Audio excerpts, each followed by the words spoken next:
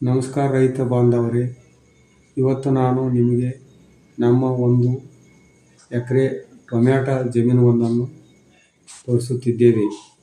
ನೋಡಿ, ಸರಿಯಾದ ಪೋಷಕಾಂಶ ನಿರ್ವಹಣೆಯಿಂದ ಒಂದು ಗಿಡಕ್ಕೆ 20ಕ್ಕೂ ಹೆಚ್ಚು ಕಾಯಿಗಳು ಬಂದಿವೆ.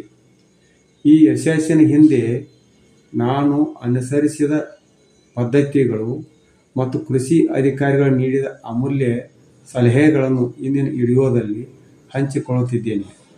ನಾವು ಈ ಬೆಳೆಗೆ ಬೀಜದ ಆಯ್ಕೆಯಿಂದ ಹಿಡಿದು ಗೊಬ್ಬರ ನೀಡುವವರೆಗೂ ವೈಜ್ಞಾನಿಕವಾಗಿ ಕೆಲಸ ಮಾಡಿದ್ದೇವೆ.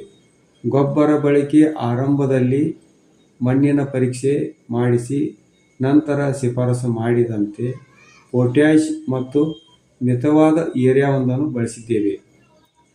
ಅತಿಯಾದ ಯೂರಿಯಾ ಎಲೆಗಳ ಬೆಳವಣಿಗೆಗೆ ಮಾತ್ರ ಸೀಮಿತವಾಗಿರುತ್ತದೆ. ಆದ್ದರಿಂದ ಪೊಟ್ಯಾಷ್ ಬಳಸಿ ಕಾಯಿಗಳ ಗುಣಮಟ್ಟವನ್ನು ಹೆಚ್ಚಿಸುತ್ತಿದ್ದೇವೆ. ನಮ್ಮ ಭಾಗದ ಕೃಷಿ ಅಧಿಕಾರಿಗಳ ಸಲಹೆಯೊಂದಿಗೆ ಈ ಕೆಳಗಿನ ಅಂಶಗಳನ್ನು ಅಳವಡಿಸಿಕೊಂಡಿದ್ದೇವೆ. ಯೂರಿಯಾ, ಪೊಟ್ಯಾಷ್ ಸಾಲದು.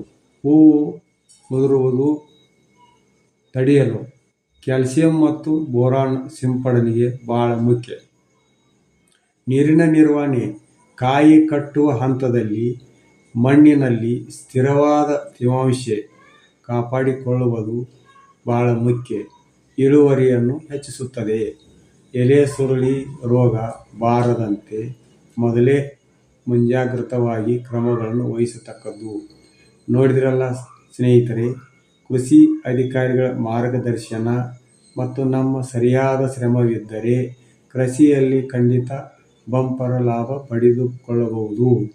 ಈ ಮಾಹಿತಿ ನಿಮಗೆ ಇಷ್ಟವಾಗಿದ್ದರೆ ದಯವಿಟ್ಟು ಈ ವಿಡಿಯೋಕ್ಕೆ ಒಂದು ಲೈಕ್ ಮಾಡಿ, ನಿಮ್ಮ ಫಾರ್ಮರ್ ಫ್ರೆಂಡ್ಸ್ ಜೊತೆಗೆ ಶೇರ್ ಮಾಡಿ. ಮುಂದಿನ ವಿಡಿಯೋದಲ್ಲಿ ಮತ್ತೊಂದು ಹೊಸ ಮಾಹಿತಿಯೊಂದಿಗೆ ಬರುತ್ತೇನೆ. ಧನ್ಯವಾದಗಳು.